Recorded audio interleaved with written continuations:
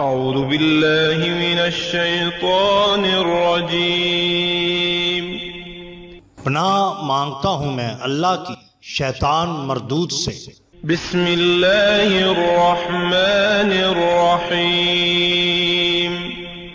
شروع اللہ کے نام سے جو بڑا مہربان نہایت رحم والا ہے۔ دا باٹم لائن کے ناظرین کرام، السلام علیکم۔ محترم ناظرین، ہم اپنی آج کی ویڈیو میں حضرت پیر میٹھا سائیں سرکار رحمت اللہ تعالی علیہ اور ایک بس ڈرائیور کا قصہ آپ کے سامنے پیش کریں گے جو یقیناً آپ کے لیے دلچسپی کا باعث ہوگا، لیکن قبل اس سے ہم حضرت پیر میٹھا سائیں سرکار کی حالات زندگی کے بارے میں کچھ آپ سے گزارشات کرنا چاہتے ہیں۔ محمد عبدالغفار رحمت پوری المعروف حضرت پیر میٹھا سائیں سرکار سندھ کے ایک مخصوص طریقہ ذکر رکھنے والے نقش بندی بزرگ ہستی ہیں، جن کے ہزاروں پیروکار اور معتقدین غفاری حضرات کے نام سے سندھ کے مختلف علاقوں میں پھیلے ہوئے ہیں۔ آپ ایک مذہبی اور علمی خاندان سے تعلق رکھتے تھے۔ آپ کے والد ماجد مولانا یار محمد صاحب بڑے علم و فضل والے تھے۔ حضرت خواجہ محمد عبدالغفار کی ولادت پنجاب کے علاقہ ملتان ضلع کی تحصیل شجاع آباد میں جلال پور پیر والا کے قریب لنگر شریف نامی ایک گاؤں میں ہوئی۔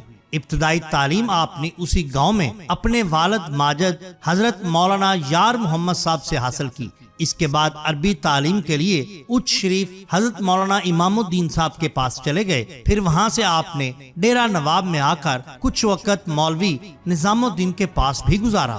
مولوی نظام الدین یوں تو بڑے قابل عالم تھے، لیکن پیران کرام اور اولیاء عظام بالخصوص مولانا روم رحمت اللہ تعالی کے سخت مخالف اور منکر تھے۔ جب یہ بات حضرت خواجہ عبدالغفار کے والد ماجد کو معلوم ہوئی تو انہوں نے خواجہ صاحب کو ان کے پاس پڑھنے سے منع کر دیا اور فرمایا کہ بد عقیدہ عالم کے پاس پڑھنے سے اچھا ہے کہ انسان ان پڑھ رہے۔ چنانچہ یہاں سے چھوڑ کر آپ واپس اپنے گاؤں آ گئے اور یہاں اپنے بڑے بھائی مولانا اشرف صاحب سے کچھ دن درس لیا، اور یہیں پر آپ نے اپنے ظاہری علوم کی تکمیل بھی کی۔ حصول علم کی راہ میں جو مصائب اور مشقتیں آئیں، آپ نے ان سب کو خندہ جبینی سے برداشت کیا۔ چنانچہ آپ فرمایا کرتے تھے کہ دوران تعلیم رات کی باسی روٹی کے سوکھے ہوئے ٹکڑے صبح آگ پر سینک کر میں کھا لیا کرتا تھا۔ سالن چونکہ بہت تھوڑا ہوتا تھا، اس لیے اس میں پانی ڈال کر کام چلایا کرتا تھا، لیکن اس باسی روٹی اور اس سالن میں وہ مزہ آتا تھا کہ جس کو میں کبھی بھلا نہیں سکتا۔ علم ظاہر کی تکمیل کے بعد آپ علم باطن کی تحصیل کی طرف متوجہ ہوئے، تو چونکہ آپ کا آبائی طریقہ قادریہ تھا، اس لیے آپ اسی سلسلہ میں خواجہ حافظ محمد فتح صاحب سے بیعت ہوئے۔ وہ ایک بہت بڑے متوکل عالم، با عمل، سادہ مگر بڑے باروب روحانی بزرگ تھے۔ آپ کے روب اور دبدبا کا یہ عالم تھا کہ کسی کو آپ کے سامنے بے دھڑک بولنے کی ہمت نہ ہوتی تھی۔ ابھی راہ سلوک کے مسافری تھے کہ آپ کے مرشد کا انتقال ہو گیا اور آپ کے علم باطن کی تکمیل ادھوری رہ گئی۔ مرشد کے انتقال کے بعد آپ کسی کامل رہبر اور ولی برحق کی تلاش میں کافی عرصہ تک حیران اور سرگردہ رہے۔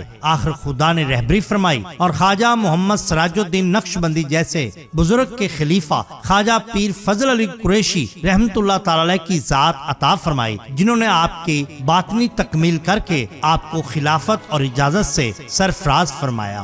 آپ رحمت اللہ تعالی علیہ اپنے پیر و مرشد کا ادب اور احترام اور ان سے محبت اس حد تک کرتے تھے کہ جس کی مثال ہمیں شاید دنیا میں نہیں ملتی۔ پیر عبدالغفار صاحب نے اپنے پیر خواجہ فضل علی قریشی رحمت اللہ تعالی علیہ سے اتنی محبت کی کہ اپنا تمام دھن دولت سب کچھ پیر کے قدموں پر نثار کر دیا۔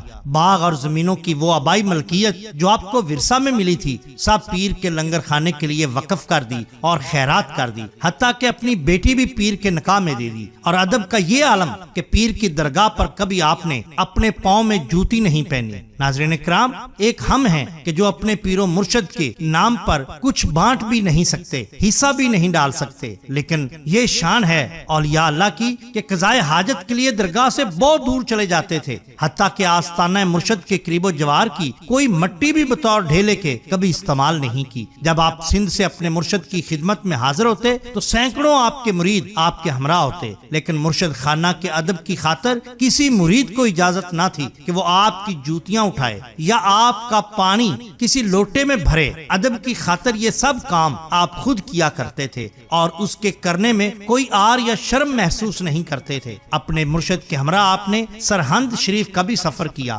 بارگاہ مجددی میں حاضری کا حال بیان کرتے ہوئے آپ نے فرمایا کہ جب میرے مرشد حضرت پیر قریشی سرہند شریف تشریف لے گئے تو بڑے ادب و احترام اور عقیدت کے ساتھ انہوں نے حضرت امام ربانی حضرت مجدد الفسانی کے مزار کو بوسہ دیا، اپنے ہاتھ سے غلاف کو مزار پر درست کر کے رکھا اور اس کے بعد بہت دیر تک مزار کے قریب مراقبہ میں مصروف رہے۔ اس طرح آپ نے لاہور کا بھی سفر کیا اور دہلی کا بھی۔ بہت سے اولیاء اعظام کے مزار پر انوار پر حاضری بھی آپ نے دی اور وہاں آپ محفل سما سے بھی لطف اندوز ہوتے تھے۔ آپ کی مستقل رہائش گوٹچی اسٹیشن نواب ڈیرا جنکشن سے پھلہ اسٹیشن کے قریب گاؤں میں تھی، جس کا نام اپنے احباب کے مشورہ سے آپ نے آشکا آباد رکھ دیا۔ اس کے بعد آپ جنیجو نامی آبادی میں آباد ہوئے اور اس کو بھی چھوڑ دیا۔ اس کے بعد آپ رحمت پور میں آئے اور یہاں پر آپ نے اپنا پکا ڈیرا لگا لیا۔ بعض روایات میں یہ بھی آتا ہے کہ دوستوں کے اصرار پر آپ لاڑکانہ تشریف لے گئے، جہاں اسٹیشن کے قریب ہندوؤں کی کچھ جگہ خالی پڑی تھی، وہاں مستقل رہائش اختیار کی، آستانہ قائم کیا اور پھر اس جگہ کا نام رحمت پور رکھ دیا۔ اس طرح سندھ میں اپنا مرکز قائم کر کے آپ نے تبلیغ کا کام شروع کر دیا۔ آپ رحمت اللہ تعالیٰ علیہ نے فارسی، عربی، اردو اور سرائکی زبانوں میں بہت سی تصانیف کی، جن میں مشہور و معروف یہ ہیں: داستان عشق فارسی، منقبت شریف اپنے پیر کی شان میں اردو، رسالہ ورد القاری فارسی، بیاض فارسی اردو سرائکی، ملفوظات شریف خواجہ فضل علی قریشی رحمت اللہ تعالیٰ علیہ اردو، رسالہ الفقہ عربی، کتاب مجمع الفوائد جن میں انتخاب مسائل تصوف از کتب مختلفہ ہیں، رسالہ انتخاب احادیث عربی۔ اس کے علاوہ آپ نے شاعری بھی کی، توحید، حمد، نعت، مناجات، منقبت، اصلاحی کام وغیرہ بطور شاعری آپ نے لوگوں کے سامنے پیش کی ہے۔ یہاں ہم آپ کا ایک واقعہ پیش کرتے ہیں۔ بیان کیا جاتا ہے کہ آپ کا ایک معتقد مصطفیٰ نامی شخص تھا، جو کہ پیشے کے اعتبار سے ایک بس کا کنڈکٹر تھا۔ بہت غریب آدمی تھا اور گھر بیوی بچوں سے بھرا ہوا تھا۔ جس بس کا وہ کنڈکٹر تھا، یہ بس کراچی سے بلوچستان کے علاقے تک جاتی تھی۔